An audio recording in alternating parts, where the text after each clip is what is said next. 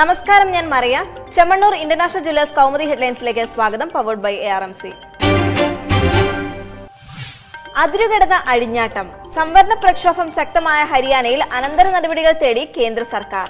സമരക്കാർ സംയമനം പാലിക്കണമെന്നും അക്രമം അവസാനിപ്പിക്കണമെന്നും രാജ്നാഥ് സിംഗ്.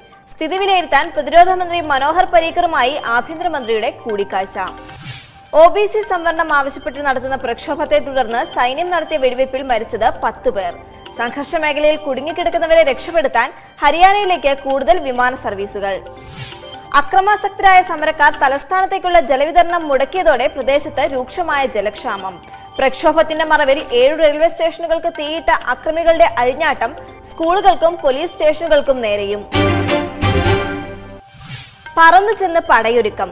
ഹൈക്കമാൻഡ് നിയന്ത്രണത്തിലായ കോൺഗ്രസ് സ്ഥാനാർത്ഥി നിർണയത്തിൽ സുപ്രധാന ചർച്ചകൾക്കായി കേരളമൂർത്തികൾ നാളെ ഡൽഹിക്ക്. ഭരണ തുടർച്ച ലക്ഷ്യമിട്ടുള്ള നീക്കത്തിൽ നിർണായകമാകുക പാർട്ടിയിലെ ഗ്രൂപ്പ് നിലപാടും നായകസ്ഥാനവും. മുഖ്യമന്ത്രിയും രമേശും സുധീരനും സോണിയയുമായി നടത്തുന്ന ചർച്ചയിൽ ഉയരുക ഏതു വിധേനയും ഭരണ തുടർച്ച ഉറപ്പാക്കുക എന്ന ആശയം. KPCC പ്രസിഡന്റ് സ്ഥാനത്തുള്ള സുധീരൻ തിരഞ്ഞെടുപ്പിൽ മത്സരിക്കണമോ എന്ന കാര്യത്തിലും കേന്ദ്ര നേതൃത്വം തീരുമാനമെടുത്തേക്കും.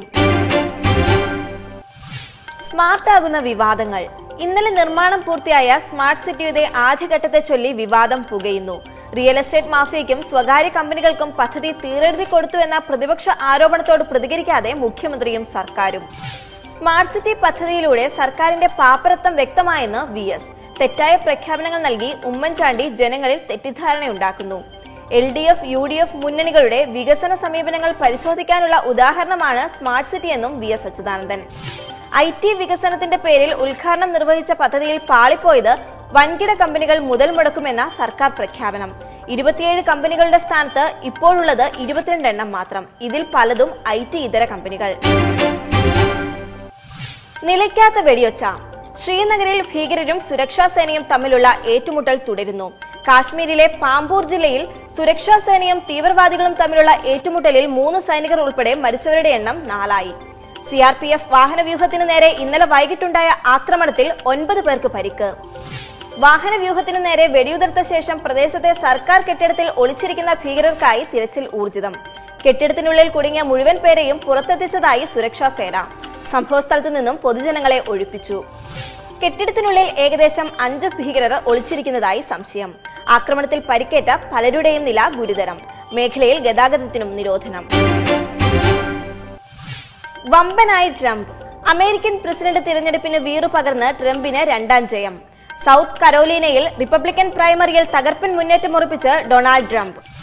അതേസമയം നൊവാഡയിലെ ഡെമോക്രാറ്റ് കോക്കസിൽ സാൻഡേഴ്സിനെ പിന്തള്ളി വിജയപതാകയുമായി ഹിലാരി ക്ലിന്റൺ. കരോലീനയിൽ ട്രംപ് 4ാം സ്ഥാനത്തേക്ക് തള്ളിയത് മുൻ പ്രസിഡന്റ് ജോർജ് ബുഷിന്റെ സഹോദരൻ ജെബ് ബുഷിനെ. റിപ്പബ്ലിക്കൻ സ്ഥാനാർത്ഥിയായി ട്രംപിന്റെ നിർണായക മുന്നേറ്റം ഫ്രാൻസിസ് മാർപ്പാപ്പയുടെ കടുത്ത വിമർശനങ്ങൾക്ക് തൊട്ടു പിന്നാലെ. അനധികൃത കുടിയേറ്റക്കാരെ അമേരിക്കയിൽ പ്രവേശിപ്പിക്കില്ലെന്ന് പറയുന്ന ട്രംപിനെ ക്രിസ്ത്യാനിയായി കരുതാനാവില്ലെന്ന് പാപ്പ. Chemmanur international jewellers Kaumudi headlines powered by ARMC സമാപിക്കുന്നു. അടുത്ത ഹെഡ്ലൈൻസ് 1 മണിക്കൂറിന് ശേഷം. നമസ്കാരം.